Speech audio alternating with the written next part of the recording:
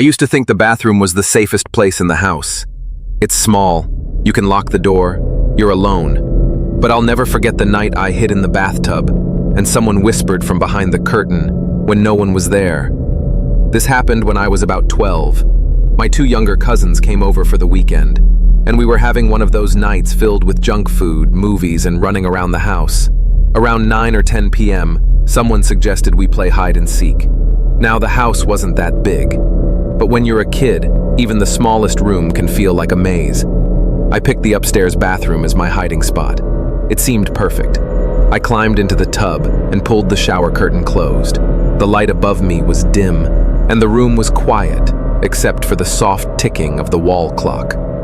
I could hear my cousins downstairs laughing, their voices echoing faintly. I remember thinking, they'll never find me in here. I sat in the tub for maybe a minute, barely breathing, trying not to make a sound. Then, I heard footsteps coming up the stairs, slow and steady. They weren't running like my cousins usually do.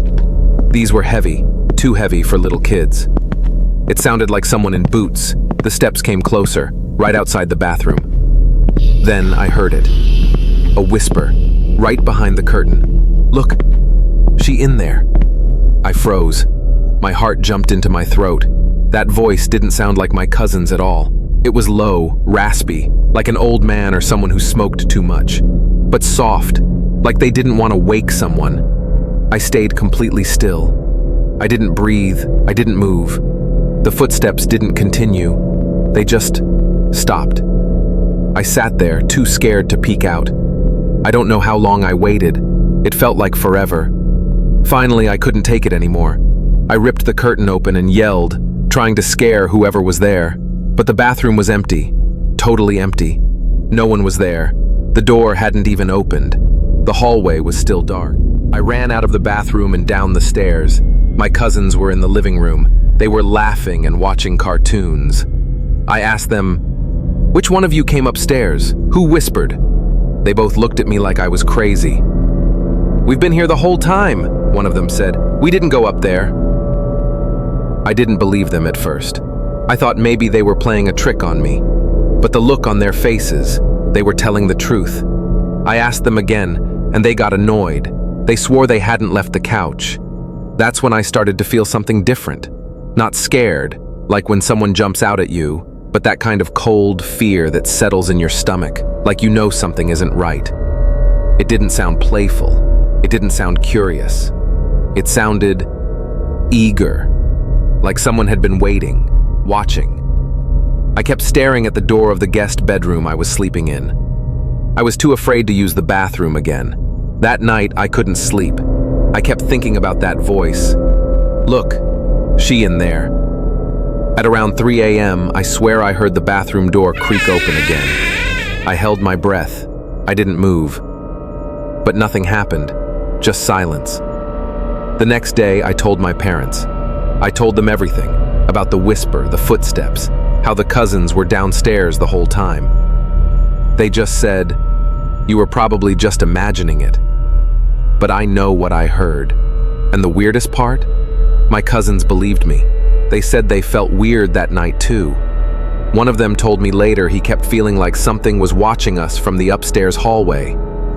That made my stomach drop. I don't know if it was just in my head, but after that night the house felt different. Like there was always something in the corner of your eye, something just out of sight. The upstairs bathroom always felt colder than the rest of the house, even when the heater was on. I tried to avoid going in there as much as I could. Even during the day, I wouldn't stay in that bathroom very long. I'd leave the door open when I brushed my teeth or rushed through my shower. I never sat in the bathtub again. And sometimes, when I walked down the hallway near the bathroom, I thought I saw a shadow, just for a second, as if someone quickly ducked out of sight before I could really see them. Years went by. I'm older now. I don't live in that house anymore. But every now and then, I remember that whisper. "Look, she in there." It wasn't just creepy, it felt real. Like someone or something had been watching from behind the curtain the whole time. It makes me wonder if I hadn't jumped out when I did, if I'd stayed quiet just a little longer, would I have seen something? Or would it have touched me? I still don't know, and I'm not sure I want to. Sometimes people laugh when I tell this story. They think it's just a kid with an overactive imagination. But people who've experienced something like this, they know. They know that feeling of not being alone. They know how one whisper can change everything. So now, whenever I walk past a bathroom, especially at night, I check behind the curtain, just to be sure, because you never know what might be waiting.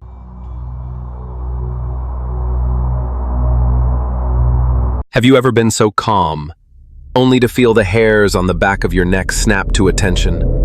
Imagine you're alone late at night, pouring yourself a quiet drink in your basement, and suddenly you hear a man's voice speaking from the darkness behind you. That is exactly what happened to Reddit user Robert812013, and it's going to chill you down to the bone. He started the night relaxed.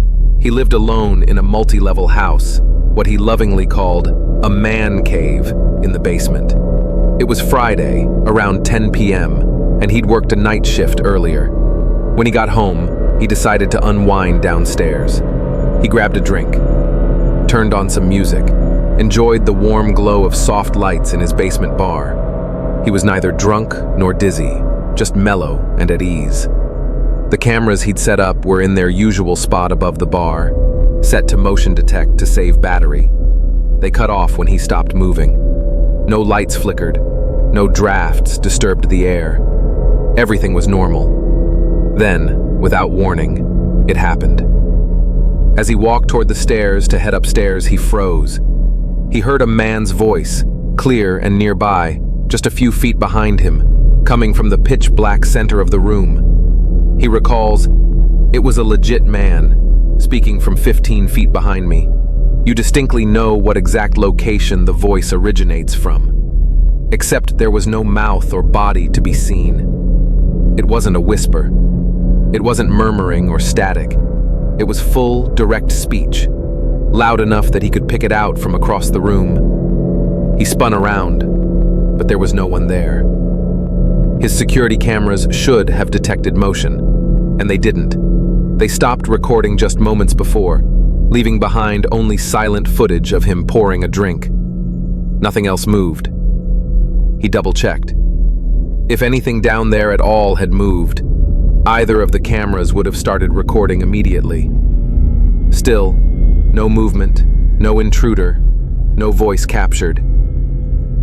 It was just him, and that disembodied voice. He froze. Who's there? He must have thought. He considered the obvious. An intruder. He grabbed a baseball bat and crept up the stairs, leaving the voice to echo behind him. Then he realized there were no signs of forced entry. No broken glass, no open windows. All locks were secure.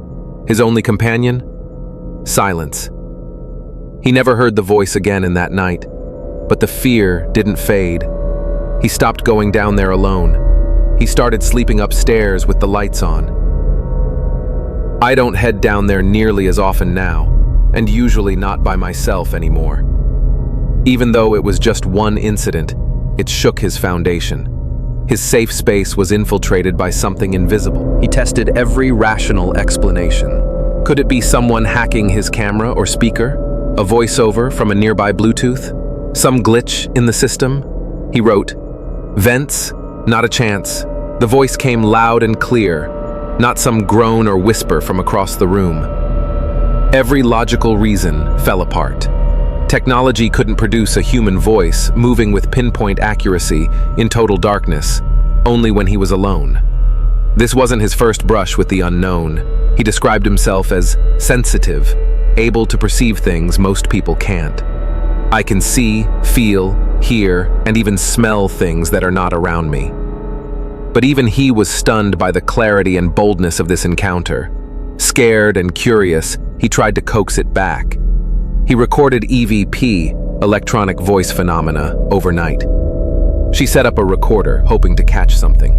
He said, "That voice, it questioned me.